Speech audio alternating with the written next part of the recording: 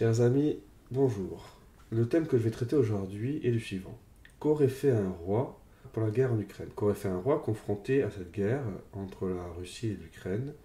Et cela va permettre de mieux comprendre les principes traditionnels de la politique en France, et ici spécifiquement la diplomatie. Évidemment, c'est de l'histoire-fiction, de la politique-fiction, donc ce que je dis là n'est pas forcément ce que se serait passé à 100%, hein, avec toutes les réserves que l'on peut avoir. Mais c'est toujours un exercice intéressant parce que, à partir des principes, on sait que le roi aurait fait certaines choses et n'en aurait pas fait d'autres. Pour le dire tout à fait brutalement, le roi aurait fait absolument l'inverse de ce qu'a fait un Macron pendant cette période et la plupart des pays occidentaux. Disons-le aussi d'une façon très simple.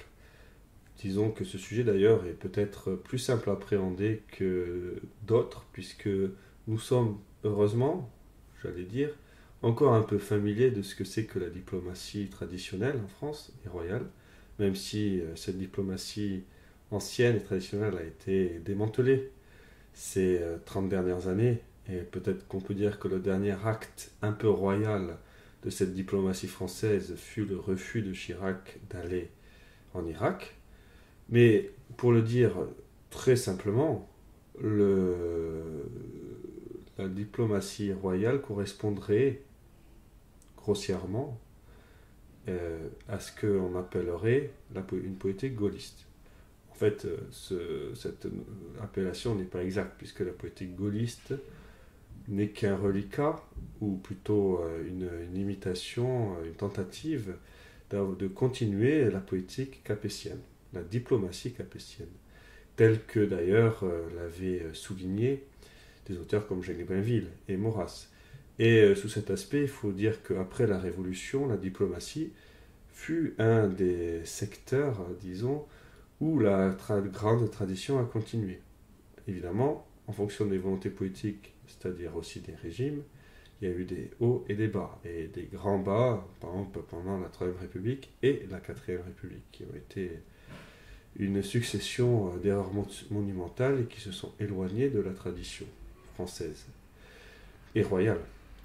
Et d'ailleurs, c'est le cas aussi pour la diplomatie de Louis-Philippe et le cas aussi de la diplomatie de Napoléon III, même si comparé à la Troisième République et à la Quatrième, c'était relativement mieux. Relativement, très relativement. Alors, pourquoi d'abord parler de ça? Alors déjà, comme je viens de vous l'expliquer, le fait qu'il y ait un roi, c'est une continuité de la volonté politique. Et pour avoir une diplomatie forte, il faut avoir une volonté politique. Qu'est-ce que c'est que la diplomatie? C'est des souverains qui se parlent les uns aux autres. Quand le souverain est soi-disant populaire, en fait, changeant et contrôlé par des petites officines derrière, mais en tout cas changeant et en tout cas ne se souciant pas du bien commun, parce que ce n'est pas leur sujet, et bien comment voulez-vous faire une bonne diplomatie? Car qu'était la diplomatie française autrefois sous le roi, par les rois? C'était une grande diplomatie dans le sens non seulement protéger l'international, mais ça en fait c'est secondaire, nous le verrons, mais qu'elle se souciait du bien commun et du bien des différents peuples et des différents pays et souverains, au besoin en utilisant la force, donc c'est-à-dire la guerre juste. Et toutes ces notions de guerre juste, etc., étaient des choses normales. Et donc, on va essayer de illustrer ces principes que je vais boucher très rapidement, qui mériteraient euh, d'être examinés de façon plus détaillée, mais ce sera une autre fois. Mais enfin, disons que par l'illustration, on va essayer de comprendre un peu ces principes. Et l'illustration en question, c'est qu'aurait fait un roi pour ce cas de la guerre en Ukraine. Disons-le tout net, en fait, la question évidemment est un peu piégeuse, puisque la question c'est quand le roi aurait-il été sur le trône. Disons que si la France avait été une monarchie depuis très longtemps, disons, était redevenue une monarchie depuis, disons, allez, 1870 par exemple, ne serait-ce que cela, la face du monde serait grandement changée, puisque la diplomatie aurait été complètement différente. Et on pourrait même imaginer qu'on n'aurait pas eu, ou en tout cas pas avec ces extensions que nous avons connues, des guerres mondiales aussi longues, qu'on aurait eu des paix beaucoup plus rapidement. Et que si les guerres qui auraient eu lieu n'auraient eu lieu que dans l'optique d'avoir des paix plus solides. Et pour en revenir à l'Ukraine, c'est clair, le roi n'aurait jamais, premièrement, trahi la parole qu'il a donnée. Et en l'occurrence, ce sont les accords, les fameux accords de Minsk qu'il y a eu en 2014, vous savez, après les révolutions, la révolution en Ukraine. Il y a eu des accords entre le gouvernement de Kiev et puis les républiques autonomes, qui étaient donc des provinces, mais en leur reconnaissant l'autonomie de l'Est de l'Ukraine, et les garants de ces accords étaient d'un côté la Russie pour les provinces de l'Est de l'Ukraine, et de l'autre part, pour le gouvernement de Kiev, la France et l'Allemagne. Et Macron et compagnie a complètement trahi sa parole. Ce qui est un peu un exercice commun et généralisé dans la modernité, plus on se rapproche d'aujourd'hui, plus on a l'impression que tout accord, toute promesse, toute signature du soi-disant souverain, ce qui prouve d'ailleurs qu'il n'est plus vraiment souverain, et puis qu'à force d'avoir nié la vraie souveraineté en imposant la souveraineté populaire, on a tué la réalité de la souveraineté et de l'autorité, qui en France ne peut être incarnée que dans le roi très chrétien. Et bien donc, tous ces accords, etc., on a l'impression que ça ne devient plus que des morceaux de papier qui sont voués à être trahis. Mais, en tout cas pour la France, il y avait une continuité de la tradition diplomatique dans son personnel déjà. On sait très bien que depuis très longtemps, par exemple, le corps diplomatique est composé d'une concentration, par exemple, de nobles très importante, parce que c'était eux qui traditionnellement avaient les relations, et spécifiquement en Europe, mais pas que, et le savoir-vivre et tout ça, pour aller discuter avec les autres pays, et avec souvent des liens familiaux. Ça, on oublie aussi ça très souvent, mais les rois se mariaient entre eux, les familles royales se mariaient entre eux, je veux dire. Et donc tout ça, c'était des forces pour le réseau diplomatique, et de vrais atouts pour désactiver les crises, pour en réduire les conséquences, et pour revenir à une paix durable. Parce que si c'est pour faire une paix qui va retomber très rapidement avec des conditions complètement injustes, on ne s'en sort pas. Bon, et donc le roi, dans le cas de l'Ukraine, premièrement, n'aurait pas trahi sa parole. Et si la France, à ce moment-là, n'avait pas trahi sa parole, il est à peu près certain que la guerre n'aurait pas eu lieu. La guerre a été déclenchée sur pas des centaines, mais des déceptions en répétition, des déceptions accumulées de la part de la Russie, qui ne cessait de demander aux partis français et allemands, qui, pour cette fois, et maintenant ça devient de plus en plus commun, malheureusement, et sont devenus complètement des vassaux des États-Unis, sans plus aucune indépendance, mais ce qui va ensemble. Donc la Russie a demandé de nombreuses fois aux partis occidentaux, enfin donc à la France et à l'Allemagne, de faire respecter ces accords, que le gouvernement de Kiev ne cessait d'enfreindre, et ça n'a jamais été fait. Et quand on écoute certains entretiens de François Hollande ou quoi, on comprend que dès le départ, il n'y avait aucune intention de faire respecter ces accords, et que de toute façon, finalement, la Russie était déjà dans le collimateur, et qu'on a laissé faire complètement une politique révolutionnaire au gouvernement de Kiev.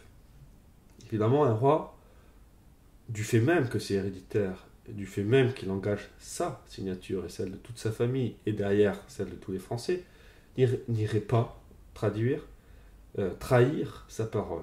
C'est une question d'honneur. c'est assez naturel. Quand un souverain est permanent, en tout cas stable, qui ne change que rarement, parce que dans la royauté, les règnes sont forcément plutôt longs. Il peut y avoir des accidents de parcours, mais disons que j'avais entendu dire que la moyenne d'un règne c'était 13-14 ans, donc en comptant les règnes excessivement courts d'enfants morts-nés, etc., qui durent peut-être que quelques jours ou quelques mois, mais il y a de nombreux règnes qui sont beaucoup plus longs que cela, et à chaque fois qu'il y a un long règne avec un roi, c'est un gage de stabilité, de prospérité et de cohérence pour la diplomatie. Et même s'il y a un changement, l'hérédité fait que l'enfant, le fils de son père et de ses pères, ne peut pas aller si facilement que cela, même s'il le voulait, trahir la parole donnée par ses prédécesseurs. Donc même d'un point de vue purement naturel, même si on avait des rois qui n'étaient pas forcément bien intentionnés, en fait, ils ne pourraient pas aller complètement contre le bien commun et faire ce que font nos gouvernements actuels. C'est pas possible. C'est une question d'honneur, c'est naturel. On n'a pas envie de trahir ses parents, on n'a pas envie de revenir sur ses propres décisions, puisqu'on sait qu'on sera toujours responsable et qu'un jour ou l'autre, on devra répondre de ce qu'on a fait. Et là, on ne peut pas tricher. On ne peut pas dire que c'est le peuple qui nous a élus. C'est Dieu qui nous a élus dans la naissance et ensuite derrière par le sacre. Et en plus, et là j'en viens au deuxième point, c'est qu'en France, le roi est très chrétien. Il est croyant. Il sait qu'il sera jugé après sa mort. Donc ça augmente largement sa responsabilité. Et s'il n'est pas puni par les hommes, il sera puni par Dieu. Ce qui fait réfléchir à deux fois quand on prend des décisions. Et ce côté chrétien, de plus, se communique à la diplomatie. C'est-à-dire que la diplomatie chrétienne, royale, en France, ne se borne pas simplement à l'intérêt national. L'intérêt national est naturel, disons. Mais ce n'est pas l'international avant tout. Car parfois, il faut savoir le sacrifier pour un bien supérieur. Que ce soit le bien spirituel ou le bien commun, tout simplement. On n'a pas le droit, même si c'est pour l'intérêt national, de faire des guerres injustes, qui iraient contre la justice que l'on doit rendre aux autres. Il y a la justice envers son peuple, mais il y a la justice envers les autres peuples et les autres souverains. Et donc, typiquement, le roi très chrétien peut faire ses décisions qui prend en compte toujours l'intérêt national, mais pas à l'encontre de tous les principes moraux et certainement pas à l'encontre de la justice et du bien spirituel des peuples. Et donc de la mission dans le monde, par exemple. Donc le soutien à l'Église, aux missions, la protection des chrétiens en Orient, la protection des chrétiens même schismatiques, la protection des catholiques qui sont là-bas, le sujet qui n'a jamais été abordé. Et pourtant, ça aurait été certainement un des premiers sujets du roi de France. En donnant des garanties concrètes, hein, parce que les mots ne servent à rien. Les mots ne servent que s'ils veulent dire quelque chose, que s'ils sont honnêtes, que s'ils sont justes, et que s'ils peuvent être appuyés par des mesures concrètes et fortes. Un roi, pour appuyer sa diplomatie, n'aurait jamais démantelé son armée. Comment faire sans armée, sans possibilité d'intervenir, sans possibilité de réaliser ses volontés, ou de reprendre un méchant qui n'écoute pas, ou un turbulent du moins, comment faire une diplomatie efficace? On ne peut pas honnêtement faire une bonne diplomatie sans l'instrument de la diplomatie qui est l'armée. Et d'autres choses aussi, mais l'armée compte. Donc un roi de France sur le long terme n'aurait pas permis le démantèlement militaire, n'aurait pas permis le démantèlement du réseau diplomatique, n'aurait pas permis que l'on s'assoie sur ses propres promesses, parce que c'est lui-même qui lui donne. Et enfin, n'aurait pas permis qu'on soit vassal des États-Unis. Une honte quand on réfléchit, mais quelque chose qui est récurrent depuis vraiment maintenant la Révolution française. Il y a eu heureusement des pauses et des retours, mais plus on avance dans le temps, plus la vassalisation est une puissance extérieure. Les 4 États confédérés de Maurras, ça peut être aussi des puissances intérieures, hein, et de plus en plus nette et de plus en plus énorme. Un roi est indépendant parce qu'il est absolu. Absolu, ça ne veut pas dire qu'il peut faire n'importe quoi, parce qu'il est soumis à des lois qui lui sont supérieures. Les lois fondamentales du royaume, les coutumes, les privilèges, des familles, des provinces, des communes, des métiers, des corporations, etc. Il est aussi soumis aux lois de la morale, qui est dite concrètement par l'Église catholique, et donc aussi à la loi de l'Église, dans tout ce qui est en matière spirituelle, mais pas en matière temporelle. Ce qui lui donne une vraie indépendance par rapport à tout le monde, évidemment par rapport aux États-Unis, j'allais dire aussi par rapport au pape. Un roi très chrétien n'est pas obligé d'écouter un pape quand il ne parle pas en tant comme pape, ou qui dit des choses complètement idiotes comme pape. Voire même un roi très catholique, alors je dévie un tout petit peu de sujet, ça sort certainement un autre thème, c'est quand même intéressant, pourrait dire, ben moi dans mon royaume, dans tous les endroits où j'ai un pouvoir de faire cela, j'impose la messe traditionnelle. Hein, parce que c'est chez moi, et chez moi on fait comme ça parce que je préfère la messe traditionnelle. Le pape dirait, oulala, oulala, oulala, mais le roi peut faire ça. Bon. En tout cas, ce qui est certain d'un point de vue diplomatique, c'est que le roi aurait pu avoir une position indépendante. Et une position pour le bien commun. Et là, on en avait besoin dans cette crise de l'Ukraine. Parce que qu'est-ce qui est terrible dans ce qui s'est passé dans l'Ukraine, c'est le mensonge à tous les niveaux, la trahison à tous les niveaux. Et c'est là où c'est terrible, pas une voix capable d'être discordante. Tout le monde dans le monde attendait de la France d'être cette voix discordante, pas dans l'objet d'être discordant, pas pour être discordant en soi, mais parce qu'il fallait affirmer la justice, il fallait affirmer la vérité, donc c'est-à-dire la réalité de ce qui se passait, il fallait affirmer les choses et permettre une sortie par le haut, et pas de s'enfoncer dans une guerre qui dans tous les cas finira mal, dans le sens où elle installe tellement de choses injustes qu'elle ne peut que recréer du ressentiment qui va avoir des conséquences sur le long terme. Alors que cette guerre aurait été évitable 50 fois et un roi l'aurait évité. Et s'il y avait eu des menées terriblement politiques au point que ça n'aurait pas pu être empêché, déjà le roi de France aurait été une voix à part, une plateforme à part. C'est la France quand même. Hein. Et si la France n'était pas alignée sur les États-Unis ni sur les autres puissances, la Russie, avec qui on a une relation séculaire, multiséculaire, avec des élites francophiles, on aurait pu collaborer. Et d'ailleurs, c'est vrai aussi pour ce qui se passe en Afrique et tout ça. On aurait été la voie qui aurait permis à la Russie de continuer à exister dans le monde occidental, de faire le pont avec les Américains et de leur dire arrêtez vos bêtises. Vous êtes en train de soutenir des gouvernements contre nature, qui font du trafic d'êtres humains, qui sont corrompus complètement. Et vous voulez qu'on vous associe à ça? Contre une Russie qui fait des efforts, rien n'est parfait nulle part, mais depuis 2 ou 3 décennies, clairement, il y a un changement patent. Et là, un roi très catholique avec des relations diplomatiques pourrait accompagner ce changement, aider, et pourquoi pas aider aussi à un rassemblement, enfin, je veux dire, à résoudre ce schisme, même si c'est des choses qui prennent beaucoup de temps. Et donc, pour la guerre en Ukraine, évidemment, le roi, même si la guerre a été déclenchée, aurait été un pivot pour une paix, et une paix durable et juste. Et avec une armée et un réseau diplomatique encore puissant, elle aurait pu aller travailler partout pour trouver une solution par le haut. Et le fait d'être roi très chrétien, il est aussi un appui du pape. Il peut s'appuyer sur le pape, parce que la diplomatie vaticane est très forte. Et une France royale et un pape, même comme il est aujourd'hui, les deux travaillant par exemple pour la paix en Ukraine, peuvent vraiment obtenir des choses. Le grand drame de l'Occident, c'est que la France n'a plus son roi et n'existe plus d'un point de vue royal. Donc, en conclusion, c'était un sujet en fait assez facile. Qu'aurait fait un roi pour la guerre en Ukraine? Il aurait évité. Il aurait été indépendant par rapport aux États-Unis. Il aurait maintenu une armée, une diplomatie. Il aurait maintenu le contact avec la Russie. Il aurait cherché la justice et le bien commun de ses peuples, même quitte à sacrifier, évidemment, des intérêts français.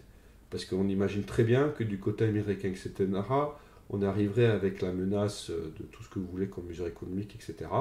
Mais un roi de France qui est souverain pour de vrai, parce qu'il est souverain élu par sa naissance, donc indirectement par Dieu, et élu par Dieu, directement confirmé dans le sacre, prend ses décisions indépendamment. Il en va de son honneur, il en va de sa mission, il en va de sa responsabilité.